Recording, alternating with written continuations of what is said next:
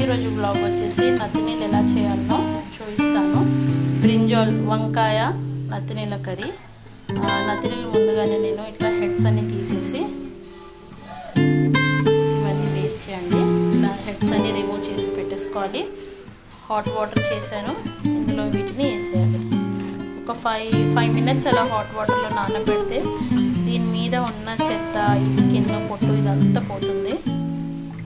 నానాకి ఇదంతా ఇలా అంటే మొత్తం వచ్చేస్తుందండి.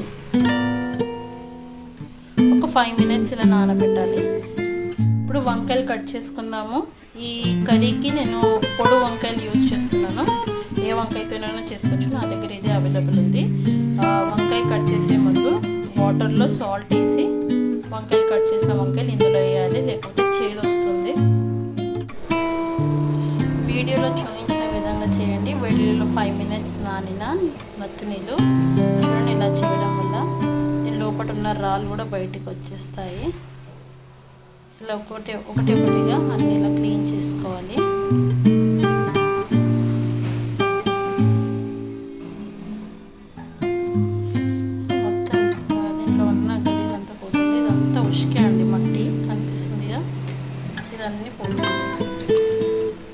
ఇలా నీట్గా వాష్ చేసుకోవాలి. ఇప్పుడు వేడిగా వాష్ చేసుకున్నాం కదా, ఈ వాటర్ ఎంత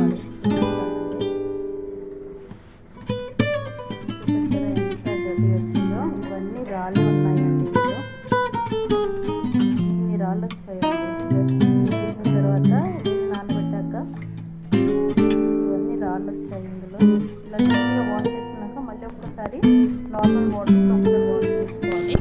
ఎండి పెట్టుకొని డ్రై ఫిష్ ఫ్రై చేసుకోవడానికి ఆయిల్ పోసుకోవాలి. ఫిష్ ఫ్రై చేసుకోవడానికి ఆయిల్ వేసుకున్నాను. ఇదే ఆయిల్లో కర్రీ మొత్తం చేసుకుంటాను. ఇప్పుడు ఆయిల్ హీట్ ఎక్కింది. మనం ఫ్రై చేసి పెట్టుకున్న ఫిషెస్ ఉన్నాయి కదా, ఇందులో వేసి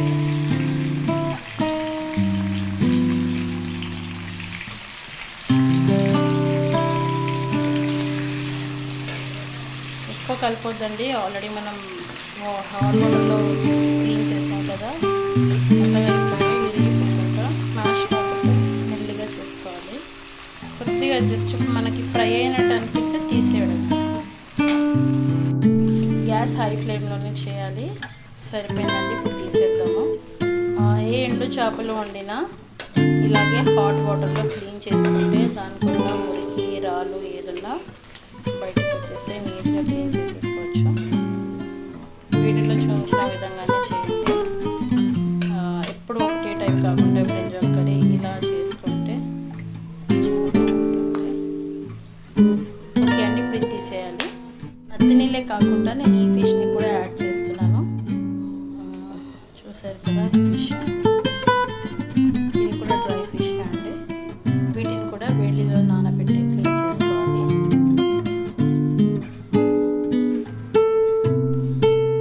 హాట్ వాటర్లో వేసాను.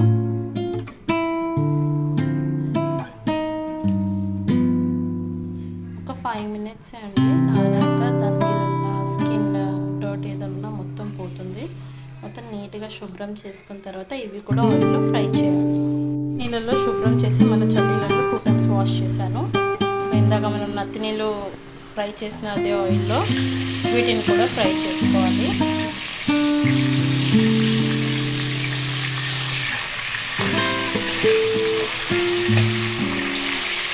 ఇది కూడా సేమ్ లైట్ గోల్డెన్ బ్రౌన్ వచ్చేంత చేసి పక్కన పెట్టేసుకుందాము. ఆయిల్లో ఫ్రై చేసుకున్న నత్తినీళ్ళు చేపలు చూసారు కదా, నీట్గా వాష్ చేసుకొని ఇలా ఫ్రై చేసుకుంటే వండాక అస్సలు నీసు వాసన రాదండి. హాట్ వాటర్లో వాష్ చేసుకొని మురికి, రాళ్ళు అన్నీ ఎక్కిపోతాయి. ఇప్పుడు దీన్ని కుకింగ్ చేసుకుందాం. ఇందాక ఫిష్ ఫ్రై చేసుకున్నాం కదా, ఎండు చేపలు ఫ్రై చేసుకున్న అదే ఆయిల్లో ఆవాలు ఎక్కువ వేయొద్దండి. ఆవాలు వేసిన తర్వాత ఆనియన్, ఒక బిగ్ సైజ్ ఆనియన్, 5 పచ్చిమిరపకాయలు గ్యాస్ హై ఫ్లేమ్లో పెట్టుకొని కుక్ చేసుకోవాలి. ఆనియన్స్ చూసారు కదా, ఇలా గోల్డెన్ బ్రౌన్ వచ్చిన ఆనియన్. ఇప్పుడు ఇందులో అల్లం వెల్లుల్లి పేస్ట్ చేసుకుందాము. బ్రింజాల్ ఇంకా ఎండు చేపలకి సరిపడా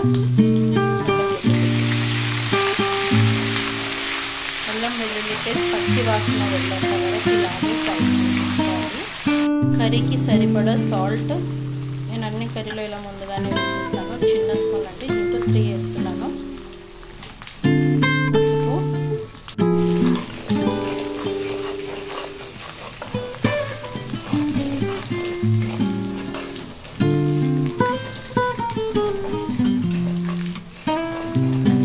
అల్లం వెల్లుల్లి పేస్ట్ మొత్తం ఇలా ఫ్రై అయ్యేంత వరకు ఫ్రై చేసుకోవాలి. పచ్చి వాసన అంతా పోవాలి. ఇప్పుడు ఇందులో మనం కట్ చేసి ఇలా వాటర్లో నానబెట్టుకున్నాం కదా వంకాయలు, ఈ షేప్లో కట్ చేసుకున్నాము. ఇందులో వేసేద్దాం.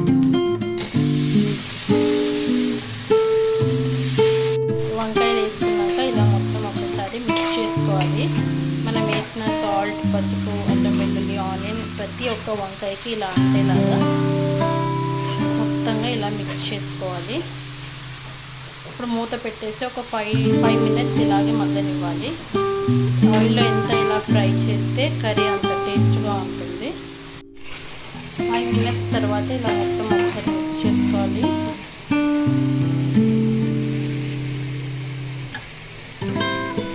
ఇందులో మీ టేస్ట్కి తగ్గట్టు మీరు ఎంత స్పైసీ తింటే అంత కారం వేసుకోండి. మేము కొంచెం కారం ఎక్కువ తింటాము. టీ స్పూన్తో 3 స్పూన్స్ వేసాము. ధనియా పౌడర్ 1.5 టేబుల్ స్పూన్. దీంతో మీరు నార్మల్ స్పూన్తో అయితే 1 స్పూన్ వేసుకుంటే సరిపోతుంది. మొత్తం ఇది మిక్స్ చేసుకోవాలి. అన్ని ముక్కలకి పట్టేలాగా మొత్తం ఇలా మిక్స్ చేసుకున్న తర్వాత కారం, సాల్ట్ ఇవన్నీ వేసాం కదా, పసుపు అంతా వేసాక ధనియా పౌడర్ ఇలా మొత్తం ఒకసారి ఇలా మిక్స్ చేసేసుకొని అల్లం వెల్లుల్లి పేస్ట్ చేస్తే ఇలాగే అడుగంటుకుందండి. ఇప్పుడు ఇందులో కట్ చేసి పెట్టుకున్న టమాటో, 3 టమాటాలు అండి, కొద్దిగా కొత్తిమీర ఇందులో వేసేస్తాం. ఇలా అడుగంటిన ప్లేస్లో ఈ టమాటో నుంచి వచ్చిన వాటర్తో అది మొత్తం అడుగంటిన మొత్తం మంచిగా అయిపోతుంది. మూత పెట్టేసుకోవాలి. ఒక 5 మినిట్స్ టమాటా ఉడికేంత వరకు ఇలా మూత పెట్టేసుకోవాలి. ఓకే అండి, టమాటా వేసినాక 5 మినిట్స్ ఇలా మిక్స్ చేసుకోవాలి మొత్తం.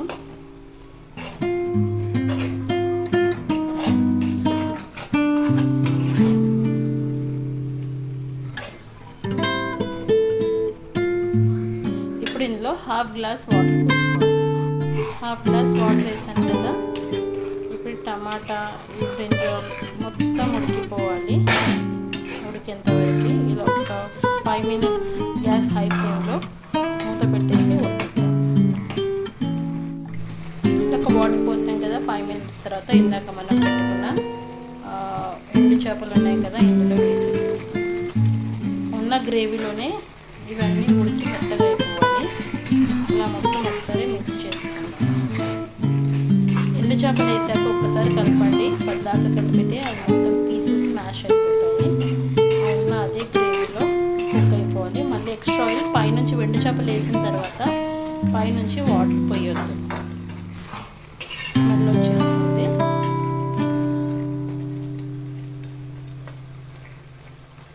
ఇలా చేప ముక్కలు అన్నీ కిందికి ఉండేలాగా ఉడికించుకుందాము. మాడుతుంది అనుకుంటే గ్యాస్ ఫ్లేమ్ సిమ్లో పెట్టండి, స్లోలో పెట్టేసి కుక్ చేయండి.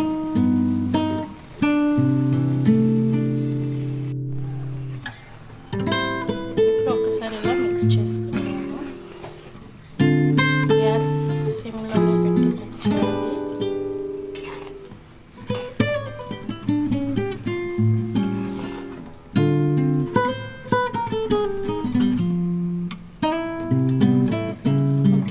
కర్రీలో ఆయిల్ అంతా పైనకి వచ్చేసింది, తేలింది కదా. ఇప్పుడు కర్రీ మొత్తం ఉడికింది, బ్రింజాల్ ఉడికింది, ఫిషెస్ అన్నీ ఉడికాయి, చూస్తున్నారు కదా. గ్యాస్ ఫ్లేమ్స్ ఆఫ్ చేసుకోండి. చూసారు కదా నేను చేసిన విధంగా బొమ్మిడాలు నత్తినీళ్ళ కర్రీ, తెలంగాణ స్పెషల్, మా అమ్మ స్పెషల్. అమ్మ దగ్గర నేను నేర్చుకున్నాను, నేను మీకు చూపిస్తున్నాను. మీకు నచ్చితే లైక్ చేయండి, షేర్ చేయండి అండ్ సబ్స్క్రైబ్ చేయండి. Thank you for watching my YouTube channel.